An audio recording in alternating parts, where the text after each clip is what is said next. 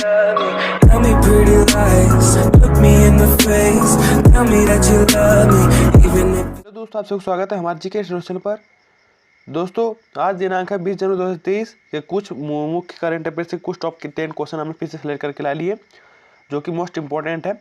और दोस्तों अभी रेगुलर वीडियो अपलोड नहीं हो पा रही है, कुछ हम काम धंधे में जैसे कि व्यस्त है, इस कारण अपलोड नहीं हो पा रही है, तो इसके लिए सॉरी। और अगली बार से जैसे कि हम जैसे फ्री होते हैं वैसे डेली कंटिन्यू वीडियो अपलोड करना हम चालू कर देंगे और पूरी फुल डिटेल के साथ में। अभी पूरी फुल डिटेल जैसे कि हम जो भी क्वेश्चन के साथ में ज़्यादा मोस्ट जो इम्पोर्टेंट रहते हैं, एक दो जो मोस्ट नोट रहती है वही आपके साथ में शेयर कर पा रहे हैं। बाकी उसकी पूरी फुल डिटेल हम शेयर नहीं कर पा रहे क्योंकि उतनी पूरी जो डिटेल इकट्ठी करने में जो टाइम लगता है वह उतना टाइम हमारे पास में फ़िलहाल में है नहीं। तो जैसे हम हमारे काम से फ्री होते हैं वैसे आपके साथ जैसे कि पूरी फुल डिटेल साथ में आपके साथ में जो क्वेश्चन है उन्हें शेयर करेंगे, ठीक है।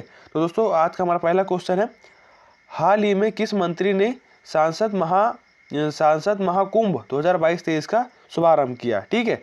तो दोस्तों इसमें 4 ऑप्शन है, तो हम इसका पहले राइट आंसर जान लेते हैं। तो इसका राइट आंसर होगा हमारा option number A, Narendra Modi, जो कि फिलहाल में भी प्रधानमंत्री के पद पर अभी है, ठीक है।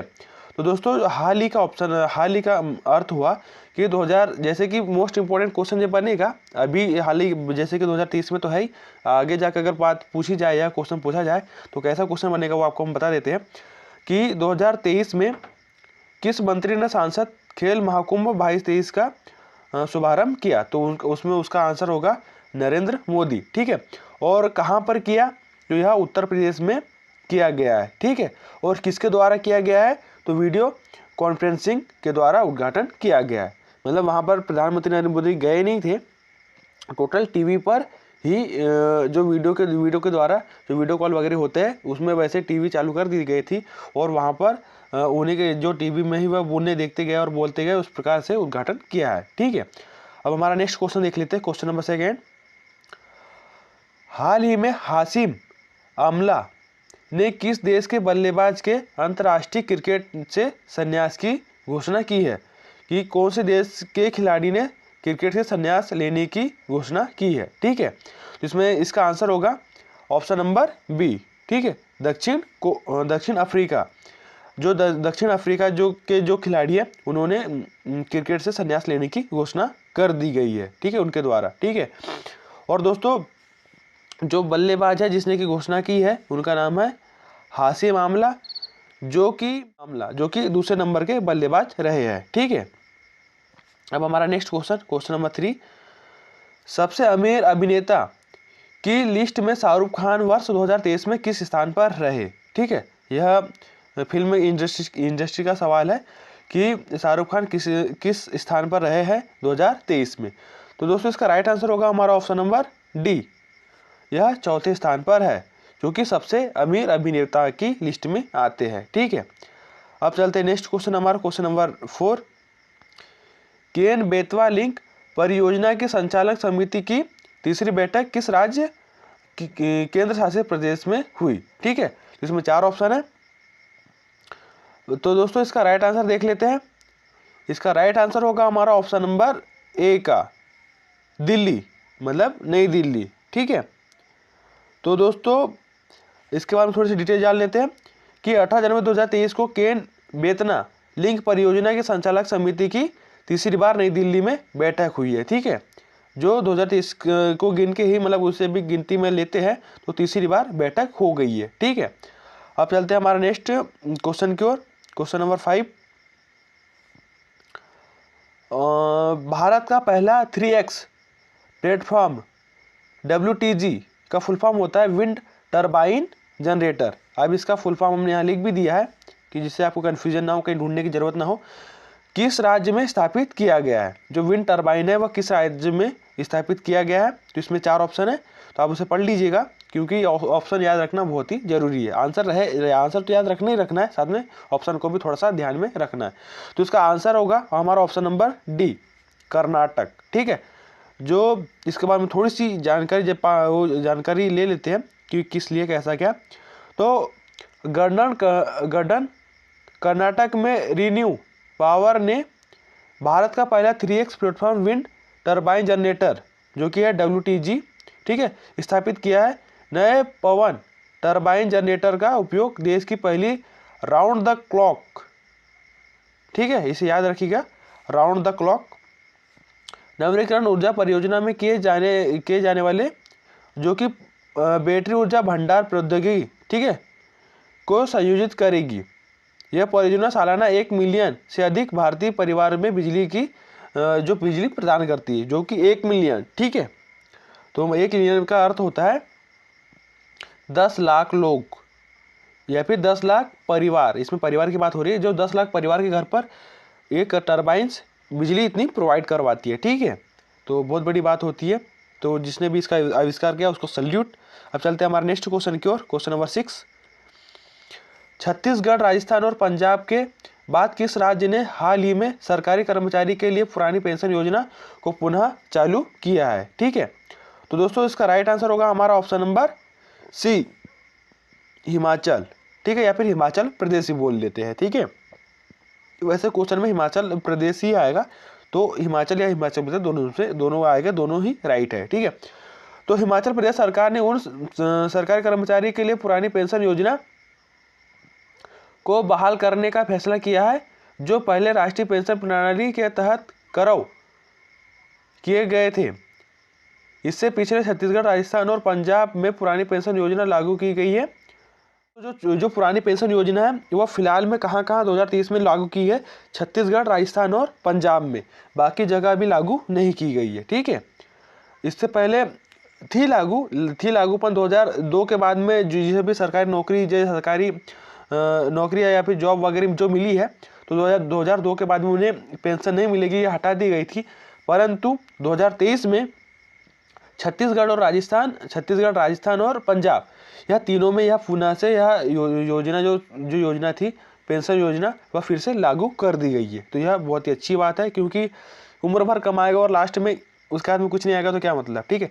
अब हमारा नेक्स्ट क्वेश्चन देख लेते हैं। क्वेश्चन नंबर 7, न्यूजीलैंड के प्रधानमंत्री कौन है जिन्होंने हाल ही में इस्तीफा दिया है, ठीक है।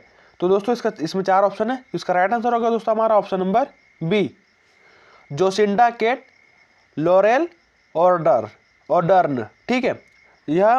यह प्रधानमंत्री ने, जो कि है न्यूजीलैंड की प्रधानमंत्री, इन्होंने हाल ही का मतलब होता है 2023 में इन्होंने इस्तीफा दी। यह 2023 होता नहीं है, क्योंकि अभी 2023 की बात करी, इसलिए इसका मतलब अभी के फिलहाल में होगा 2023, ठीक है। अगर यहाँ पर 2024 में हम कोई यार वीडियो अपलोड करेंगे तो उसकी बात हो जाएगी 2024, ठीक है। तो इसका कन्फ्यूजन ना हो, ठीक है ना। तो इसमें थोड़ी सी डिटेल जानते हैं कि न्यूजीलैंड के प्रधानमंत्री ने चौंकाने वाली घोषणा कर दी है। ऐसा कोई प्रधानमंत्री करता नहीं है, क्योंकि वो पद पर जाने के लिए बहुत मेहनत लगती है, और वहाँ पद पे पहुँचने के बाद में उन्होंने इस्तीफा दे दिया। वह भी जो 42 वर्षीय ऑर्डर्न ने दावा, उनकी एज कितनी है, ये जो जोसिंडा केट लॉर्जन जो ऑर्डर्न है, इनकी एज फिलहाल 42 की एज है इनकी, और इन्होंने इस एज में इस्तीफा प्रधानमंत्री की पोस्ट से दे दी है, ठीक है। 1990 में पाकिस्तान की बेनजीर भुट्टो के बाद पद पर रहते हुए जन्म देने वाली ऑर्डर्न दुनिया की दूसरी प्रधानमंत्री बनी, ठीक है। जो दूसरी प्रधानमंत्री कौन बनी, तो दोस्तों वो है ऑर्डर्न, ठीक है, ऑर्डर्न, ठीक है। अब हमारा नेक्स्ट क्वेश्चन देखते हैं। हमारा नेक्स्ट क्वेश्चन है, एक दिवसीय अंतर्राष्ट्रीय क्रिकेट के दोहरा शतक लगाने वाले सबसे कम उम्र के बल्लेबाज कौन है। इसमें 4 ऑप्शन है, तो इसका राइट आंसर होगा दोस्तों हमारा option number D, Shubman Gill, ठीक है।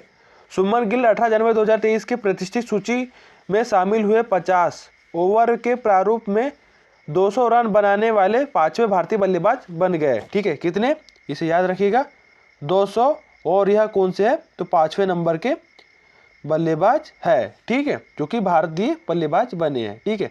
वो भी दुनिया में चौथे नंबर पर है, बहुत बड़ी बात है, इनके लिए सैल्यूट हमारी तरफ से। अब हमारा नेक्स्ट क्वेश्चन देखते हैं, इसमें यह इम्पोर्टेंट था। अब हमारा नेक्स्ट क्वेश्चन देखते हैं, क्वेश्चन नंबर 9, जो कि हमारा आज का फिर से सेकंड लास्ट क्वेश्चन बना है। बद्रा अलियू जोब किस देश के उपराष्ट्रपति थे जिनका भारत में निधन हुआ है, ठीक है। जो किस देश के थे? तो इसका राइट आंसर होगा दोस्तों हमारा ऑप्शन नंबर सी, गाम्बिया। जो गाम्बिया देश के उपराष्ट्रपति थे, अभी जिनका भारत में निधन हुआ है। ठीक है, यह 2022-23 की बात है, जो गाम्बिया उपराष्ट्रपति जो वहाँ पर जो गाम्बिया में उनका ट्रीटमेंट वगैरह जो चल रहा था, वह एक बीमारी से पीड़ित थे। तो उनका वहाँ पर इलाज परफेक्ट हो नहीं रहा था, तो उन्हें भारत लाया गया, पर यहाँ पर भी वो बीमारी बढ़ गई थी, तो डॉक्टरों से इलाज नहीं हुआ, तो उनका निधन भारत में हुआ। तो इसका हमने आपको बता दिया कि निधन किस कारण हुआ, तो वह भारत में हुआ और ऐसे ऐसे कारण से हुआ। ठीक है, और वो किस वर्ष में हुआ? तो 2022-23 में हुआ। यह संपूर्ण जानकारी नहीं है कि 2022 में हुआ, 2023 में हुआ, 2022-23 में हुआ, यह डिटेल पता चली है। ठीक है, इसके बारे में इनके बारे में थोड़ा सा जान लेते हैं। हमारा क्वेश्चन नंबर 9 का कि राष्ट्रीय एडमा ब्यूरो ने किसने बताया? उन्होंने भी कंफर्म नहीं बताया, इसलिए आपको हमने बताया कि कंफर्म नहीं बताया, तो हम बता देते। राष्ट्रपति एडमा ब्यूरो ने 18 जनवरी 2023 को कहा कि गाम्बिया के उपराष्ट्रपति बद्रा अलियूजेब का भारत में बीमारी से निधन हो गया।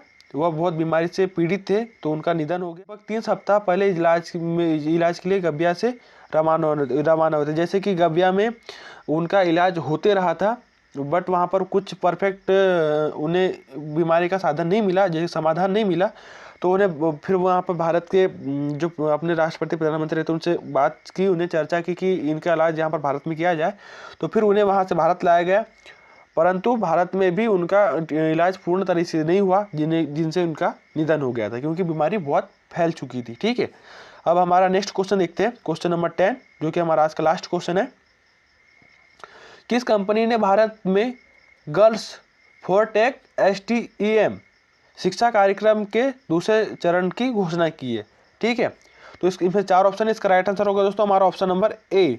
ठीक है, कौन सा चरण है? मास्टर कार्ड की घोषणा की है। ठीक है, मतलब मास्टर कार्ड कंपनी है, एक ये मास्टर कार्ड है उसका नाम है, वो एक क्या है? कंपनी है। ठीक है, तो जो पूछा जाए कि जैसे कोई पूछा जाए कि मास्टर कार्ड कंपनी ने भारत में गर्ल्स फॉर टेक शिक्षा कार्यक्रम के दूसरे चरण की घोषणा की, किस कंपनी ने घोषणा की? तो मास्टर कार्ड ने कंपनी ने घोषणा की। ठीक है, इसमें थोड़ा सा डिटेल जान लेते हैं कि भारत में मास्टर कार्ड ने अपने विशिष्ट गर्ल फॉर टेक STEM, मतलब उसका क्या है? STEM का फुल फॉर्म क्या है? आप इसे फुल फॉर्म को नोट कर लीजिएगा, विज्ञान, प्रौद्योगिकी, इंजीनियरिंग और गणित। ठीक है, हमने धीरे धीरे पढ़ा, इसलिए आप अच्छे से लिख लीजिए। एक बार फिर से बोल देते हैं, अगर कन्फ्यूजन हो, विज्ञान, प्रौद्योगिकी, इंजीनियरिंग और गणित। ठीक है, इसका फुल फॉर्म आपको हिंदी में बता दिया हमने। ठीक है, इसके बाद थोड़ा सा और डिटेल जान लेते हैं।